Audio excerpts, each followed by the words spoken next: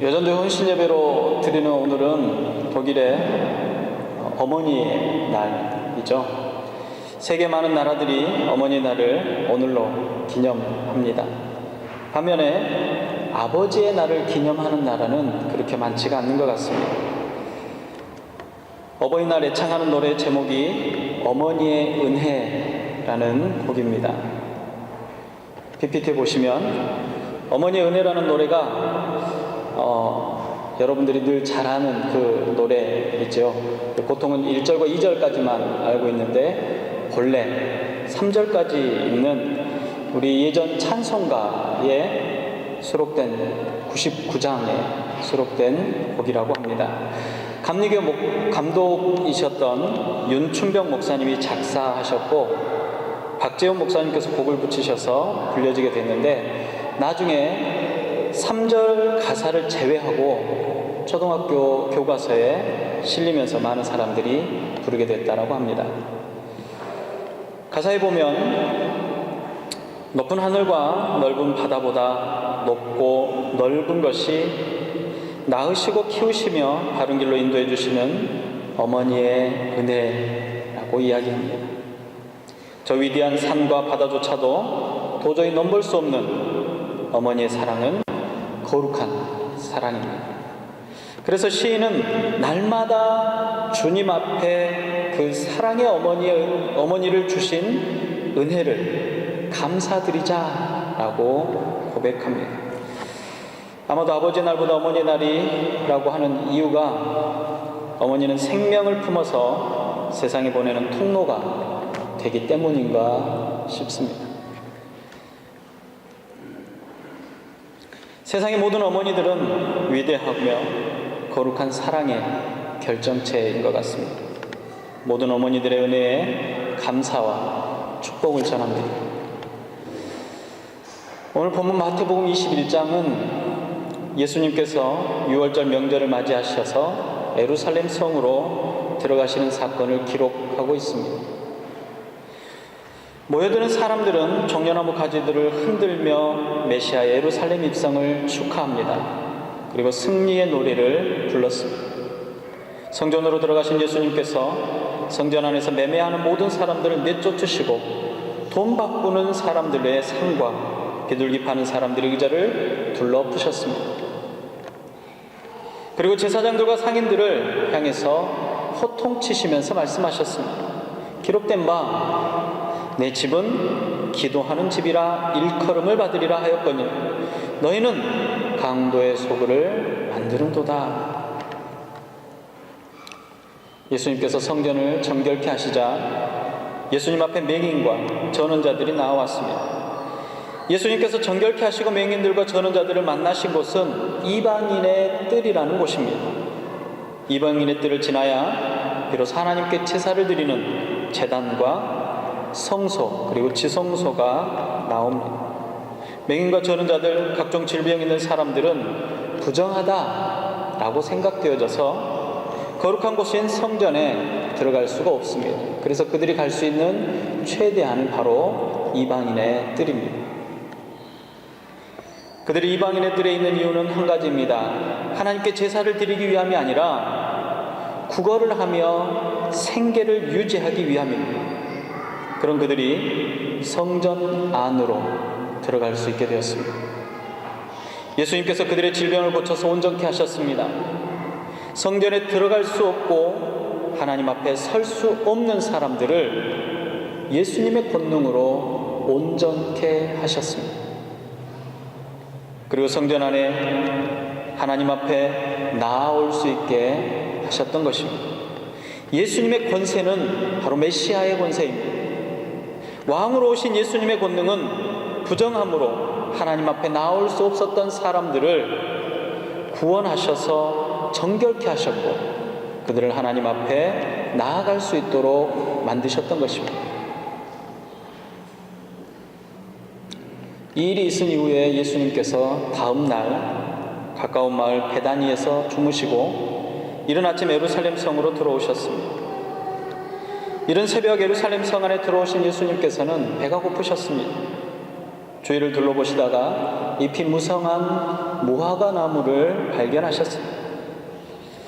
그 무화과 나무에서 열매를 찾고자 하셨지만 열매를 찾을 수가 없었습니다.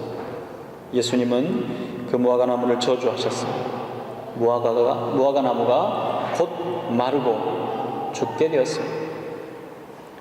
이를 보고 있던 제자들과 주변 사람들은 아마도 황당했을 것입니다. 완벽한 인간의 성정을 가지고 계신 예수님이시지만 열매 없는 나무를 저주하시며 죽이실 만한 성품의 분은 아니셨기 때문에 그렇습니다. 혹시 배가 너무 고프셔서 무화과를 찾기를 원하셨는데 얻지 못하셔서 몹시 화가 나셨을까요? 결론적으로 말씀드리자면 예수님께서는 무화과 나무에서 무화과 열매를 찾으셨지만 열매가 없음을 보시고 나무를 저주하고 말라 죽게 하셨습니다. 예수님의 저주의 원인은 무화과 나무에 열매가 없어서였습니다. 무화과 나무는 당연히 무화과 열매가 있어야 하지만 당연히 있어야 할 열매가 없으므로 저주를 받게 되었습니다. 무화과 나무는 관상용 나무가 아닙니다. 또 가구를 만들거나 집을 지을 수 있는 제목으로 사용되어지는 나무도 아닙니다. 그렇다고 해서 아름다운 꽃을 피우거나 향기를 담고 있는 나무 또한 아닙니다. 무화과 나무는 오직 열매를 위한 나무입니다. 무화과 나무는 다른 과일나무들처럼 많은 수고를 하지 않아도 잘 자라는 나무입니다. 또 열매도 많이 맺는 특징을 가지고 있습니다. 그래서 이스라엘 사람들은 농작물로서 뿐만 아니라 집 주변이나 길가에 심어두고 따먹곤 했습니다. 이처럼 무화과 나무는 오직 열매를 얻기 위해서 심는 나무였습니다. 무화과 나무는 보통 6월과 9월에 두 번 열매를 맺고 수확한다고 합니다. 어떤 무화과 나무는 12월에도 열매를 맺어서 잘 익은 열매를 2번 혹은 3번 정도 수확하게 된다고 합니다. 그런데 본문은 예수님께서 6월절에 예루살렘 성으로 들어가셨다라고 소개하고 있습니다. 6월절을 지내기 위해서 예루살렘 성에 들어가는 것을 보아 예수님이 지금 무화과 나무 앞에 선 것은 아마도 4월경이지 않나 생각이 되어집니다. 그래서 이 사건을, 같은 사건을 기록한 마가복음 11장 13절의 말씀에 보면 이는 무화과 때가 아님이라 라고 설명합니다. 무화과 나무에서 무화과를 구할 수 있는 때가 아니었다라고 말하죠. 근데 여기서 문제는 저주의 대상인 무화과 나무는 무화과 나무의 잎이 무성해 있다라는 사실입니다. 이스라엘의 우기가 끝나는 6월절 전부터 앙상한 가지에 잎과 열매가 열리기 시작합니다. 무화과 나무는 잎이 피면서 열매가 동시에 맺는 특징을 가지고 있습니다. 그래서 잎이 무성하다는 말은 그 잎사귀 사이로 열매가 자라고 있다라는 증거입니다. 4월에 처음으로 열리게 되는 무화과를 파게라고 말합니다. 이 파게는 한여름에 열리는 잘 익은 무화과인 테에나에 비해서 매우 작고 볼품없을 뿐만 아니라 맛도 그다지 없다라고 합니다. 그래서 상품으로 가치가 없기 때문에 그대로 두었다가 저절로 떨어질 때까지 기다린다고 합니다. 파게는 지나가는 행인들이나 가난한 사람들도 따먹을 수 있도록 허락할 정도의 볼품없는, 상품 가치가 없는 무화과 나무의 열매였습니다. 그런데 예수님이 시장하셔서 살펴본 무화과 나무에는 그 보잘것없는 파게조차도 열리지 않았다라는 사실입니다. 물론 때가 아니기 때문에 테에나를 기대할 수는 없지만 그래도 파게 정도는 있어야 할 텐데 무화과 나무는 잎만 무성할 뿐이지 열매가 없었던 것입니다. 잎이 무성한데 열매가 없는 무화과 나무는 사실 문제가 있는 나무입니다. 겉으로는 풍성하며 과실수로서의 목적에 맞게 잘 성장한 것 같지만 실상은 허망하며 거짓투성이었던 것입니다. 마치 나는 구원받았노라고 하며 매주일 교회에 나와서 거룩하게 예배드리지만 삶 가운데 행함이 전혀 없는 사람과도 같습니다. 너는 세상의 소금과 빛이라고 하시며 썩어져가는 세상에 썩지 않도록 하고 어두워진 세상의 빛이 되기를 명령하셨는데 소금통 안에만 담겨있는 소금과 같고 불이 켜져 있지 않는 초와 같은 형국입니다. 어쩌면 오히려 세상보다 더 썩고 부패해서 악취를 풍겨내고 있는지도 모르겠습니다. 더러운 욕심과 죄를 가리기 위해서 어둠 속으로 숨어들기마저 하는 그런 죄된 모습인지도 모르겠습니다. 그리스도인은 삶으로 자신을 증명하는 사람들입니다. 성령에 충만한 사람만이 성령의 열매를 맺을 수 있습니다. 저주받은 무화과 나무는 열매를 맺기 위해서 진액을 쏟지 않았습니다. 잎을 무성케 하기 위해서만 자기가 가지고 있는 모든 진액을 쏟았던 것입니다. 열매 맺는 나무는 화려한 잎을 자랑하지 않고 달고 맛있는 열매를 맺어 이를 취하는 이들을 기쁘게 하는 것입니다. 이것은 열매 맺는 나무의 당연한 일입니다. 하나님의 자녀인 그리스도인들이 무엇으로 하나님을 기쁘시게 할 수 있겠습니까? 공부를 많이 해서 좋은 대학에 가는 것입니까? 사람들이 우러러보는 높은 지위나 권세를 갖는 것입니까? SNS나 미디어에서 좋아요를 많이 받는 것입니까? 물질이 넘치고 인기가 치솟아 모든 사람들의 부러움을 산다고 할지라도 이 모든 것들은 무화과 나무의 잎과 같은 것이요 열매는 아닙니다. 하나님의 백성이요 성도들의 열매는 바로 성령의 열매입니다. 하나님과 나 사이에 맺어지는 열매이고 세상과 나 사이에서 맺어지는 열매입니다. 그리고 내가 내 자신이 스스로를 향해서 맺는 열매가 바로 성령의 열매들입니다. 심판자로 오시는 예수님께서 무성한 잎 사이에서 열매를 찾으실 때 우리의 손에 무성한 잎만이 아니라 주님이 기쁨이 되는 열매들을 들고 서야 할 것입니다. 저주를 받아 마른 무화과 나무같이 잎만 무성하다면 우리도 저주를 피할 수 없습니다.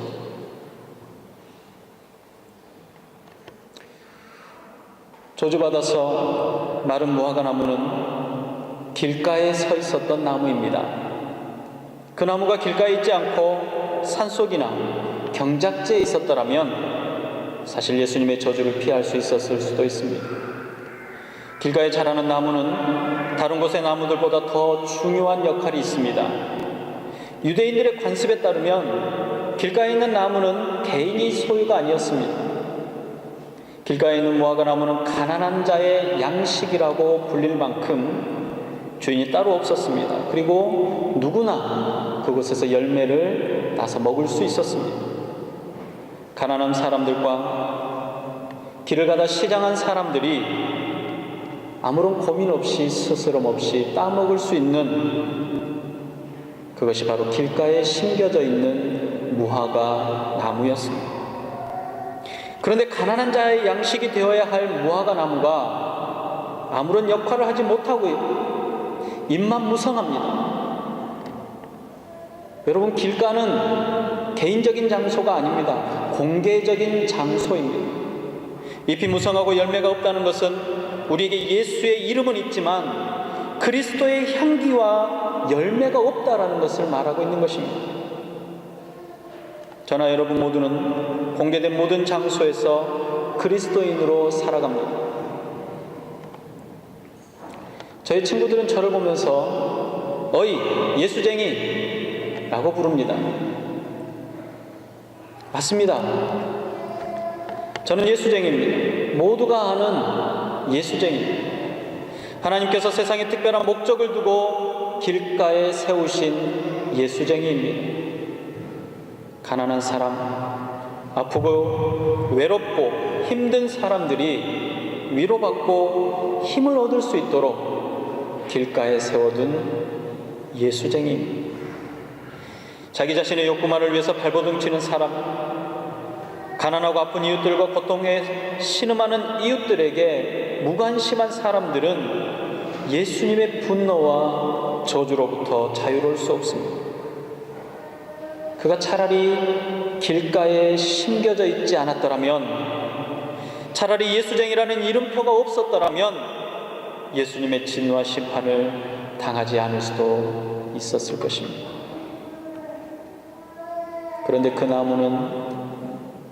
그런데 우리는 길가에 심겨져 있습니다. 6월절쯤에는 우기가 끝나고 건기로 들어섭니다. 무화과나무들도 잎이 나고 열매를 맺기 시작합니다. 이는 때를 따라 허락하시는 하나님의 은혜를 누리며 성장하는 것입니다. 그런데 저주받은 무화과나무는 열매를 맺어야 하는 시기임에도 불구하고 아무런 열매를 맺지 못했기 때문에 저주를 받습니다. 가지만 항상은 우기에 열매를 내놓으라고 하셨고, 또 그 열매를 드리지 못해서 저주를 받았다라고 하면 어쩌면 부당하다라고 항변할 수도 있었을 것입니다. 그러나 지금은 충분한 햇빛과 기름진 땅이 주는 혜택을 통해서 잎과 열매를 맺어야 마땅한 시기입니다. 예수님의 진노와 저주는 정당하며 공의로 심판이었던 것입니다. 오래전부터 현대를 은혜의 시대라고 불리기 시작했습니다. 지금처럼 마음껏 주님을 부르며 찬양하며 예배하던 시대가 언제 있었습니까? 지금처럼 풍요로우며 평안하게 신앙생활할 수 있는 때가 또 언제 있었습니까?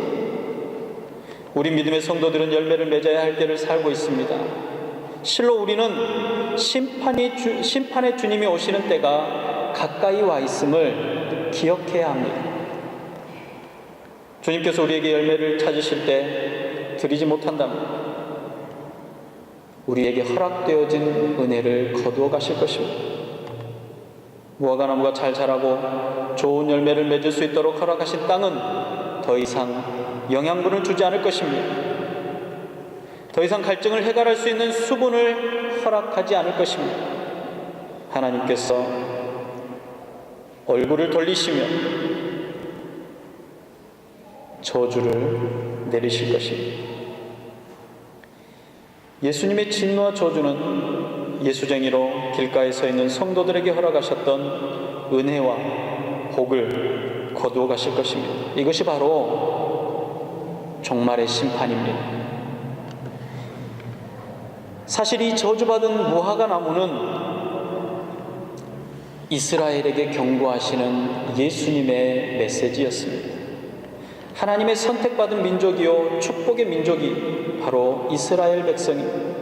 모든 만방이 하나님께서 선택하신 민족임을 알았습니다. 그러나 그들에게는 열매가 없었습니다. 열매 없는 과일나무는 아무런 의미가 없듯이 하나님의 백성으로 열매가 없는 민족은 저주와 진노로 말라버리고 시들어버리게 될 것이라는 것을 예수님께서는 경고하신 것입니다. 왕으로 예루살렘에 입성하신 예수님, 저주와 멸시의 대상들을 회복시키시고 정결케 하실 수 있는 권능의 메시아이신 예수님께서는 그 열매를 확인하시고 심판하시는 심판자이시기도 하십니다. 길가에 심겨진 과일나무와 같은 저와 여러분들에게 때를 따라 은혜와 복으로 더하시는 주님께서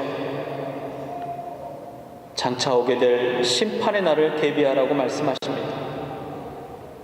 때를 따라 맺는 열매가 그 주인과 배고픈 사람들의 기쁨이 되듯이 주님이 기뻐하시는 아름다운 열매들이 우리 안에 가득하시기를 바랍니다. 주님, 우리의 교회 공동체에도 열매를 요구하십니다. 우리 교회 베를린 선한목자교회가 주님의 은혜와 공급하시는 풍성함으로 잘 성장하고 있습니다. 과일나무 잎이 무성해지는 것처럼 성도들의 수가 늘어나고 여러 활동들을 통해서 주변에 교회를 알리고 성장하고 있습니다. 잎이 무성하며 화려하고 건강해 보이는 우리 교회에 주님의 기쁨이 되는 열매가 열리도록 해야 할 것입니다. 주님께서는 최상의 열매만을 찾으시는 분이 아니십니다. 때를 따라 최선을 다해서 맺는 우리의 순전한 열매를 기대하십니다. 예수 그리스도의 향기가 가득한 풋풋한 열매가 오늘 헌신을 다짐하시는 여전도의 회원들과 길가의 예수쟁이로 세워진 저와 여러분들 안에 가득하시기를 주님의 이름으로 축복합니다. 기도하겠습니다.